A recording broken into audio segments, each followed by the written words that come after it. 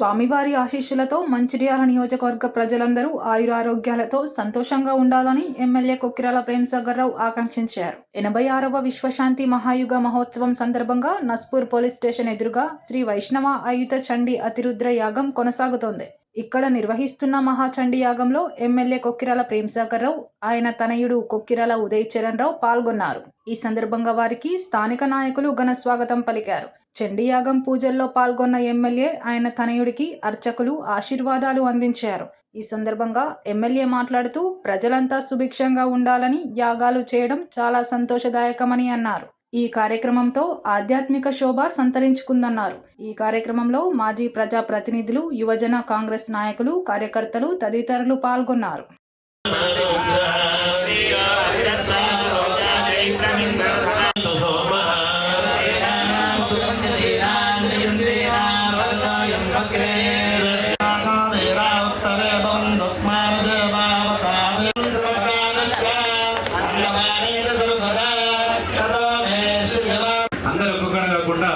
దయచేసి అందరూ సేవకు రాయించడం యాగం పని యాగం జరుగుతుంది. శ్రీకృష్ణ కోరుకుంటున్నాము. పోలీసు సిబ్బందికి ఇబ్బందిగా అందరూ మీ వెహికల్స్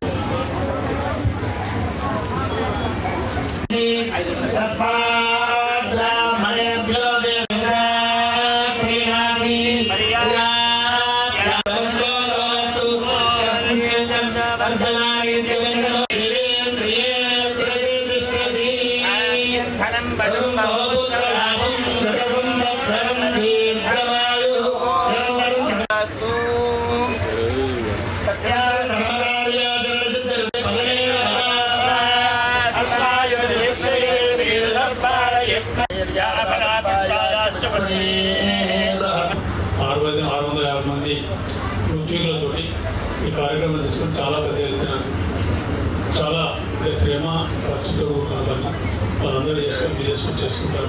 తప్పకుండా వాళ్ళందరికీ అన్ని రకాలుగా మాకు సంబంధించిన ప్రభుత్వానికి సంబంధించి కానీ మాకు ప్రత్యేకంగా నాకు కానీ మా కుటుంబ సభ్యులకు సంబంధించిన పూర్తి సహకారం అందిస్తాం. వాటిని వృద్ధపత్రిక చదవని చేసుకుంటూ తప్పకుండా అన్ని రకాల సహాయ సహకారం ఉంటే మీకు ఏ రకమైన ఇబ్బంది పడుతుందో చూసుకుంటూ మీరు మా మంత్రులకు వచ్చింది కాబట్టి మేము అన్ని రకాలుగా కాపాడుకునే బాధ్యత ఉన్నది. అన్ని రకాలుగా కాపాడుకొని ఈ కార్యక్రమం పూర్తి విజయవంతమైన చూసుకొని చెప్పగలుగుతాం. మండల ప్రజలందరికీ ఆయురారోగ్యాలతోటి, అష్టైశ్వర్యాలతోటి, సుఖ సంతోషాలతో, పాడి పంటలతోటి అందరూ ప్రశాంత సుఖంగా ఉండాలని ఆశీర్వదించాలని కోరుతున్నాను. మనకి ప్రత్యక్షంగా ఇంతవరకు కనిపించకుండా పరోక్షంగా మీ ఎమ్మెల్యే గారు సేవ చేస్తూ ఉన్నారు. ఇప్పుడు ప్రత్యక్షంగా సేవ చేస్తుంటారు, నా దగ్గర సేవ చేస్తుంటారు. అంటే నాకు తెలిసింది అందరూ చెప్పారు ఆయనకి టైగర్ అని. మా ఎమ్మెల్యే డిక్టేటర్ స్వామీజీ ఆయన ఏం చెప్తే అలాగే ఉంటారని చాలామంది ఒకరు కాదు చెప్పిన వాళ్ళు కనీసం చాలామంది చెప్పారు. కాబట్టి ఉండాలి. అలాగే ఎవరికైనా ఏదైనా సేవ చేయాలన్నా చాలా ఇమీడియట్లీగా సెలెక్ట్ తన యొక్క స్పందన బాగుంటుందని కూడా చెప్పారు. అలాగే ఉండాలని కోరుకుంటూ ఆయన కూడా మంచి పదవి భగవంతుడు అనుగ్రహించాలని. అలాగే మరి శివరాత్రి నాడు అహోరాత్ర విషయం ఉదయం 6 గంటలకు ప్రారంభించి మరుసటి రోజు ఉదయం 6 గంటల వరకు కూడా 4 వేదాలతో ఎక్కడైనా 2 నమ్మక చమకాలే జరుగుతాయి. 4 చతుర్వేదాలలో ఉండబడేటువంటిది వేదాలతో అటువైపు కామశేఖలో ఉండబడేటువంటి కృష్ణ యజుర్వేదాలను కూడా పారాయణం చేస్తూ, రుద్రాన్ని చేస్తూ, పంచకాటికాలను మళ్ళీ సపరేట్గా వల్లిస్తూ ఈ యొక్క అభిషేకం 24 గంటల పాటు ఏకధాటిగా జరుగుతుంది శివరాత్రి నాడు. అలాగే వచ్చిన భక్తులందరికీ కూడా నిన్నటి కొంచెం చింతిస్తాం. ఈరోజు సాయంత్రం అన్ని ఏర్పాట్లు అన్నీ చేస్తాం. అన్నప్రసాద వితరణ ఉదయం అల్పాహారం, మధ్యాహ్నం అన్నప్రసాద వితరణ, సాయంత్రం మళ్ళీ అల్పాహారం ఉంటుంది. వచ్చే భక్తులు ఎంతమంది వచ్చినా, అది 10,000 మంది వచ్చినా, 1,00,000 మంది వచ్చినా ఉంటుందండి. అందరికీ కూర్చొని టేబుల్ మీల్స్ కొంతమందికి కూర్చొని వాళ్ళకి లేకపోతే కింద కూర్చొని భోజనం ఏర్పాటు చేయడం జరుగుతుంది. అలాగే సుమారుగా 600 నుంచి 650 మంది పండితులతో సుమారుగా 50 నుంచి 60 లారీల కర్రలు అవుతాయండి హోమాన్ని. సమితి 30 టన్నులు ఆల్రెడీ ఇచ్చేవాళ్ళు కొంతమంది ఉన్నారు, ఇస్తూ ఉన్నారు. కాబట్టి ఇంతటి మహాయాగాన్ని మీరందరూ కూడా బాగా తిలకించాలని. ఇక్కడ భక్తులు విపరీతంగా ఉన్నారు. నేను నేను చూశాను. భక్తి ఎక్కువ ఉంది. దాన్ని హౌ టు యూటిలైజ్ అనేటువంటి చూసుకోవాలి. చుట్టూ నా పక్కన ఉన్న వాళ్ళందరూ భక్తులే, ఆయనతో సహా. ఆయన మానసిక భక్తి ఎక్కువ చేస్తారు, బయట వచ్చారు. ఆయన భక్తులు కాదనుకోకండి, ఆవిడేదో భక్తురాలు కాదు, ఆవిడ కానీ ఈయన మహాభక్తుడు. మానసికంగా ఎక్కువ జపిస్తుంటాడు, వెళ్తుంటారండి అవసరాన్ని బట్టి.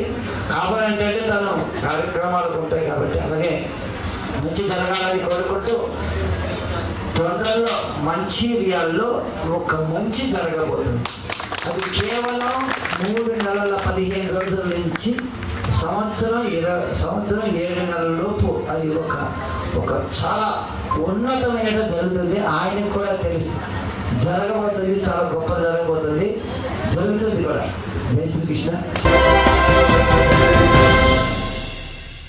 మతతత్వ రాజకీయాలకు వ్యతిరేకంగా పోరాటాలు చేస్తూనే ఉంటామని సిపిఐ రాష్ట్ర కార్యదర్శి వర్గ సభ్యుడు కలవేని శంకర్ స్పష్టం చేశారు. ఆదివారం నస్పూర్ నర్సయ్య భవన్లో సిపిఐ మంచిర్యాల నియోజకవర్గం జనరల్ బాడీ సమావేశం జరిగింది. ఈ సమావేశానికి ఆయన ముఖ్య అతిథిగా హాజరై మాట్లాడారు. దేశంలో సమానత్వం ఉండకూడదని, రాజ్యాంగ మౌలిక సూత్రాలను మార్చాలని కేంద్రంలోని బీజేపీ ప్రభుత్వం విశ్వ ప్రయత్నాలు చేస్తుందన్నారు. రైతు చట్టాలను మార్చి వారికి హక్కులు లేకుండా చేసిందని, బడా వ్యాపార వర్గాల కోసం పనిచేస్తుందని ఆరోపించారు. సబ్కా సాత్ సబ్కా వికాస్ అంటే పేద ప్రజల వికాసం కాదని, కార్పొరేట్ కంపెనీల వికాసమని విమర్శించారు. దేశంలో ప్రజల పక్షాన నిలబడడానికి సిపిఐ ఆవిర్భవించి అనేక పోరాటాలు చేసిందని గుర్తు చేశారు. పార్టీ 100 సంవత్సరాలు పూర్తి చేసుకున్న సందర్భంగా దేశవ్యాప్తంగా శత జయంతి ఉత్సవాలు నిర్వహిస్తుందన్నారు. పేద ప్రజల అభ్యున్నతికి అనేక ప్రజా పోరాటాలు నిర్వహించి కార్యవర్గ ఉద్యమాలకు సిపిఐ కేంద్ర బిందువుగా మారిందని తెలిపారు. ఈ క్రమంలో అనేక మంది పార్టీ నేతలు ప్రాణాలు కోల్పోయినట్లు చెప్పారు. అధికారం కోసం వెంపర్లాడకుండా నిరంతరం ప్రజల శ్రేయస్సు కోసం పార్టీ పనిచేసిందన్నారు. పట్టణ పార్టీ కార్యదర్శి జోగుల మల్లయ్య అధ్యక్షతన జరిగిన ఈ సమావేశంలో సిపిఐ రాష్ట్ర కార్యవర్గ సభ్యుడు వాసిరెడ్డి సీతారామయ్య, జిల్లా కార్యదర్శి రామడుగు లక్ష్మణ్, నాయకులు మేకల దాసు, రేగుంట చంద్రశేఖర్, కారుకూరి నగేష్, మిరియాల రాజేశ్వరరావు, ముస్కె సమ్మయ్య, బాజీ సైదా, రేగుంట చంద్రకళ, కొట్టె కిషన్ రావు, దొడ్డిపట్ల రవీందర్, దేవి పోచన్న తదితరులు పాల్గొన్నారు. భారతదేశంలో కమ్యూనిస్ట్ పార్టీ ఆనాడు దేశ స్వాతంత్రంలో కానీ, తెలంగాణ రాష్ట్రంలో ఆనాడు తెలంగాణ సాయుధ పోరాటం ద్వారా తెలంగాణని నైజాం నవాబు నుండి విముక్తి చేయడంలో కానీ భారత కమ్యూనిస్ట్ పార్టీ ప్రథమ భూమిక పోషించింది. అనేక మంది యువకులు ఆనాడు ప్రాణత్యాగాలు చేసి ఈ భారతదేశ స్వాతంత్ర పోరాటంలో పాల్గొన్నారు. కానీ ఈనాడు ఒక మతోన్మాద పార్టీ బీజేపీ పార్టీ ఆనాడు అసలు దేశ స్వాతంత్ర పోరాటంలో కానీ తెలంగాణ ఆవిర్భావంలో కానీ పాత్ర లేనటువంటి వాళ్ళు ఈనాడు ఒక మతం పేరు మీద ఈ దేశాన్ని పరిపాలన చేస్తూ ఉన్నారు.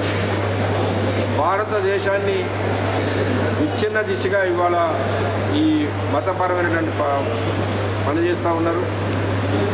అయితే దురదృష్టం ఏంటంటే కమ్యూనిస్ట్ పార్టీ త్యాగాలు చేసిన,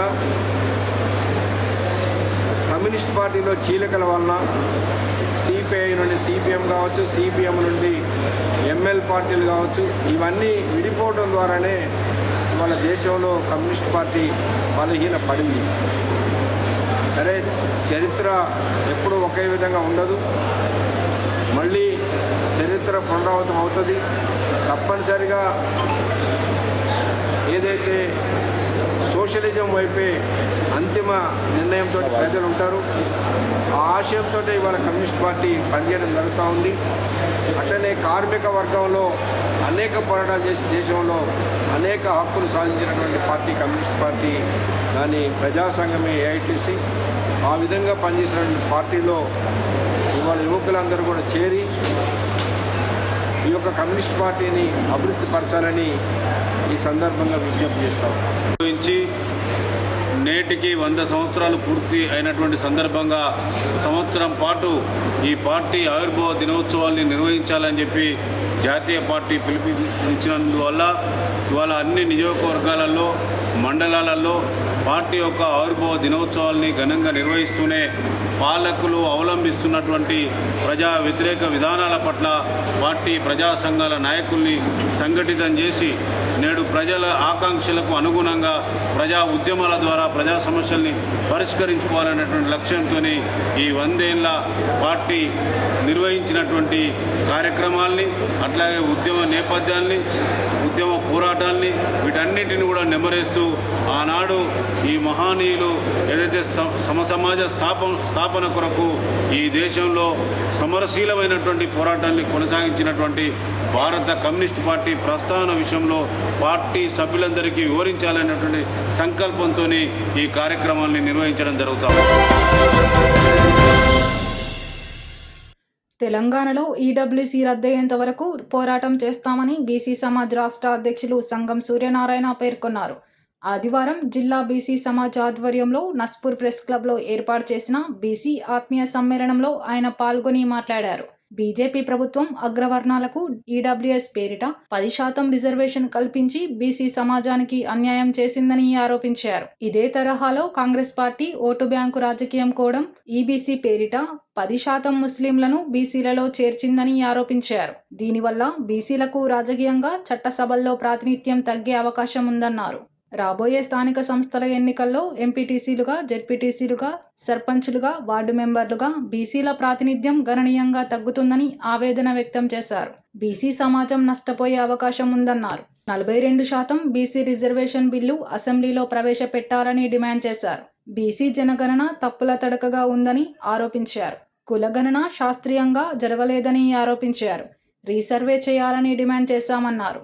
బీసీ జనాభా లెక్కలు తేలిన తర్వాతే 42% రిజర్వేషన్ అసెంబ్లీలో పెట్టాలన్నారు. బీసీల హక్కుల కోసం పోరాటం చేసి మన హక్కులు సాధించే దిశగా కొనసాగాలని పిలుపునిచ్చారు. పార్టీల కుట్రలో బీసీలు బలి కావద్దన్నారు. ఈ కార్యక్రమంలో బీసీ సమాజ్ ఉమ్మడి జిల్లా అధ్యక్షుడు నరేడ్ల శ్రీనివాస్, మాజీ municipal vice chairman Mukesh Goud, doctor Raghunandan, Karuna, Sridhar, నాయకులు బెల్లంకొండ మురళి, రంగు రాజేశం, హరిప్రసాద్, తులా మధు, భూపాల్పల్లి చంద్రశేఖర్, కరీంనగర్ జిల్లా అధ్యక్షులు అన్నారం కనకయ్య, రాష్ట్ర కార్యవర్గ సభ్యులు ఎన్ మల్లికార్జున్, మల్లేష్, స్వర్ణలత, ఉమాదేవి, పద్మావతి, కె రవీందర్, పద్మావతి తదితరులు పాల్గొన్నారు. ఏప్రిల్ 11 డాక్టర్ గారు చెప్పినారు, చాలా ఆవేదన. ఈడబ్ల్యూఎస్ గురించి శేఖర్ అని ఒక విఆర్ఓ ఉన్నాడు. ఫస్ట్ నేను అతని గురించి మాట్లాడి అతను తీసుకొని నేను తీర్మానం వాళ్ళ దగ్గర పోయినాను. అన్న, ఇది పరిస్థితి, మాకు ఈ ఈడబ్ల్యూఎస్ వల్ల మన పిల్లలకు ఎస్సీ ఎస్టీ వాళ్ళకంటే కూడా తక్కువ మార్కులు వచ్చినటువంటి ఈ దోపిడీ కులాల పిల్లలకు ఉద్యోగాలు, అడ్మిషన్స్ అట్లా వస్తున్నాయి. దీని మీద మనం రీసెర్చ్ చేయాలన్నప్పుడు పాపం తీర్మానం మల్లన్న గారు ఒక్క నిమిషం కూడా వెయిట్ చేయకుండా మాతో డిస్కస్ చేసినాం. ఆ శేఖర్ తీసుకొచ్చినటువంటి డాటానంతా కూడా మేము దాదాపు 3 గంటలు తీర్మానం మల్లన్న గారు వివరించినప్పుడు మేము ఆశ్చర్యపోయినాం. నెక్స్ట్ డేనే ఆయన తన క్యూబీస్ ద్వారా లైవ్ ద్వారా చెప్తా ఉంటే మేము చాలా సంతోషపడ్డాం. అంటే ఒక విషయ అవగాహన ఏర్పరచుకొని తీర్మానం వల్ల లాంటి వాళ్ళు ఈడబ్ల్యూఎస్ మీద ఆ లైవ్లో చెప్తున్నప్పుడు దానికి స్పందనగా మన వర్గాల నుంచి వచ్చినటువంటి లీగల్గా ఎక్స్పర్ట్స్ అయినటువంటి వాళ్ళు దాన్ని కోర్టు ద్వారా ఛాలెంజ్ చేయడం కూడా జరిగింది. కానీ అదృష్టం ఏంటంటే ఈడబ్ల్యూఎస్ కేవలం 3 రోజులలోనే అమలుకి వచ్చింది. అంటే అగ్రకుల దోపిడి కులాలలో పవర్ ఉంటే వాళ్ళకి రావాల్సిన దానికంటే కూడా ఎక్కువ తీసుకోవడానికి వాళ్ళ పవర్ని ఎట్లా ఉపయోగించుకుంటారు అనే దాని మీద ఈడబ్ల్యూఎస్ చక్కటి ఉదాహరణ. కాబట్టి దయచేసి డాక్టర్ గారి ఆవేదన నేను అర్థం చేసుకోగలను. డాక్టర్ గారి ఆవేదన ఒకటే కాదు, మన జాతి పిల్లలందరూ కూడా బ్యాక్వర్డ్ క్లాస్లో ఉన్నటువంటి బీసీ సమాజంలో ఉన్నటువంటి పిల్లలందరూ కూడా ఇది తీరని అన్యాయం. ఎందుకంటే ఒక్కసారి అడ్మిషన్ మిస్ అయితే మెడికల్లో కానీ ప్రొఫెషనల్ కోర్సెస్లో వాడి జీవితమే నాశనం అవుతుంది. కాబట్టి వాడు ఎందుకు పనికి రాకుండా మళ్ళీ వాడి పిచ్చి పిచ్చి ఆలోచనలు వస్తాయి. కాబట్టి దీన్ని ఎంత తొందరగా అయితే అంత తొందరగా ఈడబ్ల్యూఎస్సీ మీద మన పెద్ద ఎత్తున ఉద్యమం చేయాల్సిన అవసరం ఉంది. దానికి తగ్గ ప్రణాళికలు బీసీ ఇంటెలెక్చువల్స్ ఫోరం కానీ హైదరాబాద్లో ఉన్నటువంటి రాష్ట్ర స్థాయిలో ఉన్నటువంటి సంఘాలన్నీ కూడా దీని మీద పెద్ద ఎత్తున ప్రణాళికలు రూపొందిస్తున్నాయి. కార్యాచరణ రూపంలో మనకు కోర్టులు ఒకటే మార్గం. కాబట్టి ఇటీవల 3 రోజుల కిందట కళింగ కల్చరల్ సెంటర్లో జరిగిన మేధావులందు దీని మీద మేధావులందరితో కలిసి రాష్ట్రపతికి దగ్గరికి పోయి ఒక రిప్రజెంటేషన్ చేయాలని కూడా ఒక సమాలోచన జరుగుతుంది ఈడబ్ల్యూఎస్గా.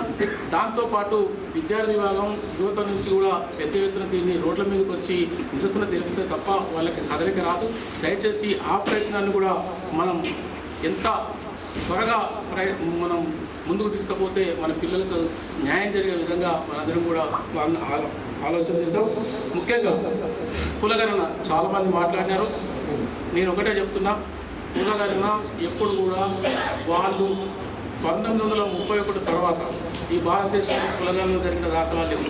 1931 తర్వాత కులగణన జరిపి మేము గొప్పగా జరిపినామన్న ఫీల్తో కాంగ్రెస్ గవర్నమెంట్ ఉంది కాబట్టి అది చాలా వరకు తప్పులు తడకగా ఉంటుంది. కాబట్టి అందరూ కూడా సమాజంలో ఉన్నటువంటి ప్రతి సెక్షన్ కూడా ఆ దోపిడి కులాలు తప్ప మిగతా 90% ఉన్నటువంటి జనాభా దుమ్మెత్తి పోస్తున్నాయి. కాబట్టి వాళ్ళు రీసర్వేకి ఆర్డర్ ఇచ్చినారు. కాబట్టి దయచేసి నాకు తెలిసి ఈ సర్వేలో కూడా మన లెక్క కరెక్ట్ జరుగుతుందని కూడా నమ్మకం లేదు.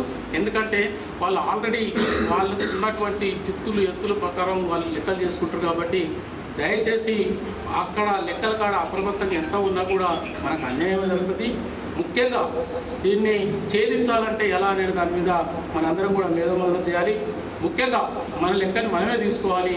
ఆ మన లెక్కలు మనమే తీసుకోవాలనుకున్నప్పుడు ఏ వ్యవస్థలు ఎన్నికలు వచ్చినా ఇందాక మాట్లాడినారు, వాళ్ళు నక్సలైటా, బీజేపీ, కాంగ్రెస్, బీఆర్ఎస్, ఏదైనా పార్టీ మన ఓటు మనం వేసుకొని వార్డులో ఎన్ని ఓట్లు మనవి ఉన్నాయి బీసీలై, అట్నే గ్రామంలో ఎన్ని ఓట్లు ఉన్నాయి మన బీసీలై, అట్నే మండల లెవెల్లో ఎన్ని ఓట్లు ఉన్నాయి మన బీసీలు అనేది లెక్క మనమే పెట్టుకుందాం. దయచేసి ఆ రకంగా మనం ముందుకు తీసుకుపోవడానికి ప్రయత్నం చేద్దాం.